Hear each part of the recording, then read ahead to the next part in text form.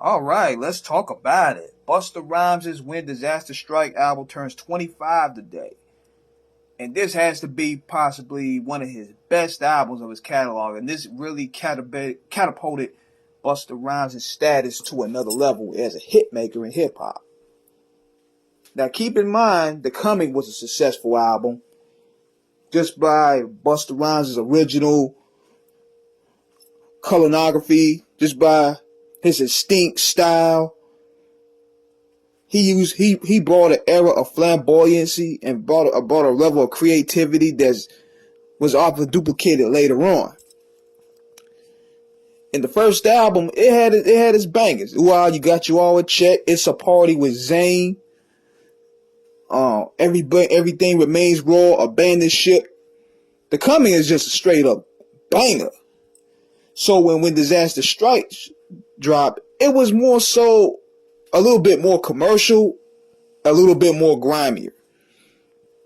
See, the first album, Busta's was just spitting. He was just spitting. He put out party bangers. He did what he did. But this here, he tried to be a little more creative. As you can see with the first single, Put Your Hands Where My Eyes Can See. I want to know, everybody that's listening to this channel right now, what was your reaction when you heard that? My reaction was, man, first of all, that beat is something I've never even heard. Then he brought the song to life with the coming to America visuals. The nigga Busta was rapping with an elephant chasing him. It was all extravagant. It was a crazy video. And one of the few videos that was actually in that $1 million line by Hype Williams.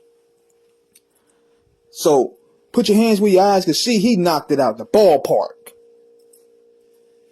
Then he came out with Dangerous. And at first I wasn't really feeling Dangerous because of the beat. The beat was a bit too popish. But when he did the emulation of Lethal Weapon and Shogun Assassin, it brought the song to life. See, that was one of Busta's gifts. Like, even if he comes through with a lukewarm single, that video can bring it to life. So looking into the rest of the album, it's grimy actually. Survival Hungry, The Whole World Looking at Me, We Could Take It Outside. And my favorite joint up there, believe it or not, was Things We Do for the Money. That showed Busta's storytelling skills. And see, Busta also has a gift of bringing cinema to wax. From the skits, from the way Things We Do for the Money, it had two parts. It was a two-part story. And it was like he was telling a story and he brought it a cinema to life, a street cinema. Get Off My Block. See, DJ Scratch did his thing on this album. He provided Busta a more grimy sound. And it has also his commercial stuff. Like Rhymes Galore. What was it? Tear the Roof Off or Tear It Up or Fire It Up. I think it was one of them, but the Night Rider remix didn't make the album.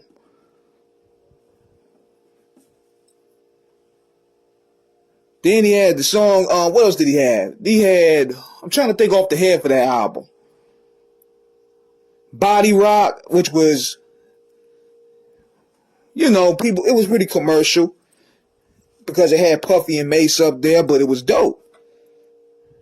It was dope. The sound was pretty fresh. A little commercial, but fresh. Then I liked the other joint that he did with Badu. That was dope as well. It had a nice little feel-good neo-soul vibe to it. Overall, this was a strong album to me. Especially, listen to We Could Take It Outside. If you got the CD version, you can hear the Flip Mode Squad beating somebody down, and then it goes to the song. I don't know if that version is even on YouTube. But this is overall one of Busta's strongest efforts right here. Like, it flowed nicely. It had a theme to it. And of course, you know, it had the apocalyptic theme to it with disaster strikes and the intro.